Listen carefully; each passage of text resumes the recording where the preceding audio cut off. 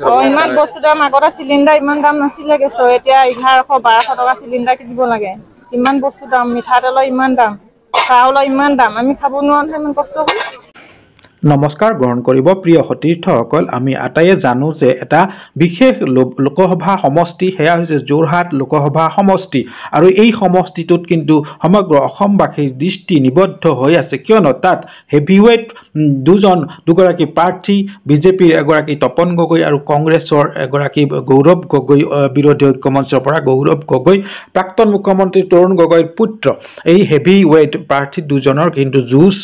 তুমুল যুঁজ চলি আছে আৰু এই শাসনাধিষ্ঠ দলৰ যি প্ৰাৰ্থী তপন গগৈ তেওঁৰ হৈ কিন্তু এই দলটোৱে উঠি পৰি লাগিছে যি কি নহওক এই সমষ্টিটোৰ ভোটাৰসকলৰ মনৰ কথা কি এক প্ৰতিবেদনৰ যোগেদি আপোনালোকক দেখুৱাব বিচাৰিছো নিৰ্বাচনী বতাহ কোনফালে বৈ আছে এই প্ৰতিবেদনটো দেখুৱাৰ আগতে আপোনালোকলৈ এটি অনুৰোধ যদি প্ৰথম আহিছে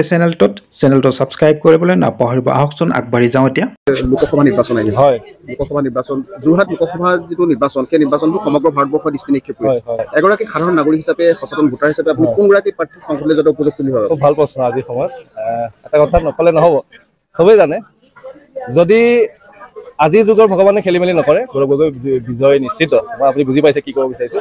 আজিৰ যুগৰ ভগৱানে যদি খেলি মেলি নকৰে তেতিয়াহ'লে তেখেত নিশ্চয়কৈ জিকিব কাৰণ আমাক তেনেকুৱা এজন নেতা লাগে আমি বিগত সময়ত দেখি আহিছো আৰু এইবাৰো যদি আমি এইটো বুজি নাপাওঁ তেতিয়াহ'লে আমাৰ সংবিধানখন সঁচাকৈ সলাব হ'ল বুলি আমি ভাবাটো ভাল হ'ব চাওক মই কোনো ব্যক্তিক লৈ পেলাই কমেণ্ট নিদিওঁ আজি তেখেতো ডেফিনেটলি তেখেতক দলে যেতিয়া আগবঢ়াই দিছে তেখেতৰ নিশ্চয়কৈ কাম কৰাৰ ক্ষমতা আছে কিন্তু মই ভাবোঁ ক'ৰবাত নহয় ক'ৰবাত তেওঁতকৈ আজিৰ তাৰিখত যিজন কংগ্ৰেছে প্ৰাৰ্থীক আগবঢ়াই দিছে তেখেতৰ প্ৰতি ৰাইজৰ বেছি আশা আছে মই সেইটোকে ক'লো আপোনাৰ নামটো শিখামণি গগৈ আপোনাৰ ঘৰ মই চেঁচাহঁত যোৱা সময়ছোৱা এতিয়া আপুনি গম পাইছে যে যোৰহাট লোকসভা প্ৰস্তুত সাংঘাতিক চৰ্চা লাভ কৰিছে দুগৰাকী প্ৰাৰ্থী কংগ্ৰেছৰ গৌৰৱ গগৈ আৰু বিজেপিৰ তপন গগৈ এই দুগৰাকী প্ৰাৰ্থীৰ ভিতৰত প্ৰথমতে আপুনি কোনগৰাকী প্ৰাৰ্থীক আপোনাৰ উপযুক্ত বুলি ভাবিব পাৰে? মই গৌৰৱ গগৈকে ভাবোঁ যোৱা সময়ছোৱাত আপুনি চৰকাৰখনৰ একোৱে পোৱা নাই আজিলৈকে একোটোৱে পোৱা নাই অৰুণোদয় নাই ঘৰ এটা পাইছোঁ নাই কিবা এটা সুবিধা পাইছোঁ একোৱে নাই আৰু বস্তুৰ দাম বৃদ্ধি আপুনি এগৰাকী গৃহিণী বস্তুৰ দাম বৃদ্ধি ইমান বস্তু দাম আগতে চিলিণ্ডাৰ ইমান দাম নাছিলে গেছৰ এতিয়া 1100-1200 টকা চিলিণ্ডাৰ কিনিব লাগে ইমান বস্তু দাম মিঠাতেলৰ ইমান দাম চাউলৰ ইমান দাম আমি খাব নোৱাৰো ইমান কষ্ট কৰি ধন্যবাদ যোৰহাটৰ লোকসভাৰ যিটো নিৰ্বাচন এই নিৰ্বাচনটো সমগ্ৰ ভাৰতবৰ্ষৰ দৃষ্টি নিক্ষেপ কৰিছে যে ইয়াত কংগ্ৰেছৰ সাংসদ কলিয়াবৰ সাংসদ গৌৰৱ গগৈ যোৰহাটৰ পৰা নতুনকৈ প্ৰাৰ্থী হৈছে তপন গগৈ বিজেপি যোৱা 5 বছৰ সাংসদ আছিল এই দুগৰাকী সাংসদৰ ভিতৰত আপুনি কোনগৰাকী প্ৰাৰ্থী আপুনি আমাৰ জনসাধাৰণৰ কাৰণে উপযুক্ত বুলি ভাবে? আমাক এতিয়া বৰ্তমান নিমাতি কইনা নালাগে যি আৱাজ দিব পাৰে সংসদত আৱাজ দি আমাৰ কাৰণে কিবা এটা আনিব পাৰে বিচাৰিব পাৰে তেনেকুৱা সাংসদ আমাক দৰকাৰ গৌৰৱ গগৈ বৰ্তমান আমাৰ এতিয়ালৈকে আকাংক্ষা আমাৰ গৌৰৱ গগৈৰ ফালে আছে গৌৰৱ গগৈ আমাক ওলাই যাব যেন লাগে কিন্তু আমি বিচাৰিছোঁ গৌৰৱ গগৈকো তেনেকুৱা এজন মানুহ আমি পোৱাটো বৰ দৰকাৰ এতিয়া বৰ্তমান যুগত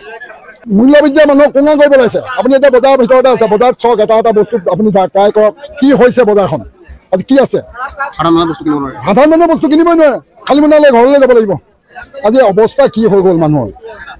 আজি কেইটকীয়া বস্তু কেইটকীয়া হ'ল বিজেপি চৰকাৰখনে হিতাধিকাৰী যিবিলাক কথা কৈছে হিতাধিকাৰী চৰকাৰখনৰ হিতাধিকাৰী কিবা মানে চৰকাৰখনক প্ৰভাৱ পেলাব নেকি? হিতাধিকাৰী যে প্ৰভাৱ পেলাব যদি মানুহৰ নিজৰ আত্মজ্ঞান আছে তেতিয়া হিতাধিকাৰীয়ে প্ৰভাৱ পেলাব নোৱাৰিব কিন্তু সেয়া কোৱা হ'ব কিন্তু এনে প্ৰভাৱ পেলাব নোৱাৰিব মানুহৰ নিজৰ জ্ঞানেৰে দি দিব লাগিব বিবেক ভোট দিব লাগিব আপোনাৰ নামটো? প্ৰতিমা গগৈ আপোনাৰ ঘৰ ক'ত? মোৰ নাম ৰেখা গগৈ বস্তুৰ দাম বৃদ্ধি আপোনালোকক কিবা অসুবিধা সৃষ্টি কৰিছে? আমাৰ নিচিনা মানুহ খাটি খোৱা মানুহ ধৰি লওক হাজিৰা কামলৈ নগ'লে পইচা নাই চাকৰি বাকৰি নাই নিৰ্বাচনটো গম পাইছে আপুনি এগৰাকী সচেতন ভোটাৰ হিচাপে গৌৰৱ গগৈ আৰু তপন গগৈ এই দুগৰাকী প্ৰাৰ্থীৰ ভিতৰত আপুনি কোনগৰাকী প্ৰাৰ্থী আমাৰ কাৰণে উপযুক্ত বুলি ভাবে? গৌৰৱ গগৈ এতিয়া আমি মানে অলপ কষ্টটো পাইছোঁ আমাৰ চাউলৰ বৃদ্ধিটো বহুত বাঢ়ি গৈছে আগতেতো আমি বহুত কমতে খাইছিলোঁ চাউল এতিয়াতো চাউলৰ দাম লাহে লাহে চাবলৈ গ'লে 50 টকা হ'বগৈ আমাৰতো চলিবলৈ বহুত অসুবিধা হৈছে আৰু ৰেচন চাউলটো পাওঁ যদিও আমাৰ মানে নোজোৰেই আৰু আমি 40 টকীয়া 45 টকীয়া চাউল কিনিবলগীয়া হৈছে তালৈ আমাৰ অলপ অসুবিধা হৈছে আৰু লোকসভা নিৰ্বাচনত যোৰহাট লোকসভা সমষ্টি নিৰ্বাচনটো সমগ্ৰ ভাৰতবৰ্ষৰ দৃষ্টি নিক্ষেপ কৰি আছে যোৰহাটৰ যিগৰাকী সাংসদ বিজেপিৰ তপন গগৈ বৰ্তমানৰ সাংসদ আছিল তেওঁ এবাৰ বিজেপিৰ হৈ পুনৰ প্ৰতিদ্বন্দ্বিতা নামিছে কলিয়াবৰৰ কংগ্ৰেছৰ সাংসদ গৌৰৱ গগৈ এবাৰ নতুনকৈ যোৰহাট লোকসভা সমষ্টিলৈ আহিছে এই দুগৰাকী প্ৰাৰ্থীৰ ভিতৰত কোনগৰাকী প্ৰাৰ্থীয়ে আমাৰ জনসাধাৰণৰ সমস্যাবিলাক সংসদত সঠিকভাৱে উপস্থাপন কৰিব বুলি ভাবে? চাওক আমি আশা ৰাখিছোঁ যে সমগ্ৰ অসমৰ আমাৰ 14টা লোকসভা সমষ্টিতেই আমাৰ খিলঞ্জীয়া দপদপনি আমাক লাগে আৰু আমি বিচাৰোঁ যে সংসদত মোৰ দাঙি কথা ক'ব পৰা নেতা আমাক লাগে, মূৰ তল কৰি থাকিব পৰা নেতা আমাক নালাগে। আমি বিগত কালত দেখিছোঁ যে আমি সৰ্বানন্দ সোণোৱাল ডাঙৰীয়াৰ কথাই কওক, আপুনি তপন গগৈৰ দৰে নেতাৰ কথাই কওক, আৰু তেওঁলোকে সদায় দিল্লীৰ যিসকল ৰজা মহাৰজা আছে তেখেতসকলৰ মূৰ দাঙি কথা ক'ব নোৱাৰে, আৰু মূৰ দুৱাইহে তেওঁলোকে কথা কয়। গতিকে আমি তেনেকুৱা নেতা নিবিচাৰোঁ। আৰু সমগ্ৰ অসমৰ প্ৰেক্ষাপটত আমি যদি চাওঁ, আজি গৌৰৱ গগৈৰ কথাই কওক বা তপন গগৈৰ কথাই কওক বা ইফালে আপুনি লুৰিণজ্যোতিৰ কথাই কওক বা সৰ্বানন্দ সোণোৱালৰ কথাই কওক, জনসাধাৰণে আজি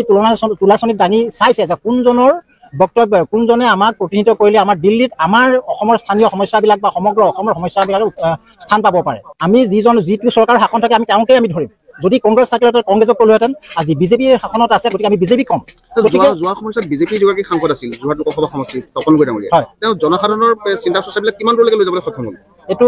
ভাল প্ৰশ্ন কৰিছে, কিন্তু এতিয়া কথা হ'ল কি, আজি এনেকুৱা কিছুমান জেগা আছে আপোনাৰ যোৰহাট সমষ্টিটো বা তিতাবৰ লোকসভা সমষ্টিটোত বা তিতাবৰ বিধানসভা সমষ্টিটোৱে আপুনি ধৰক বহুতে তপন গগৈ কোন আজিলৈকে চেহেৰাটো দেখা নাই।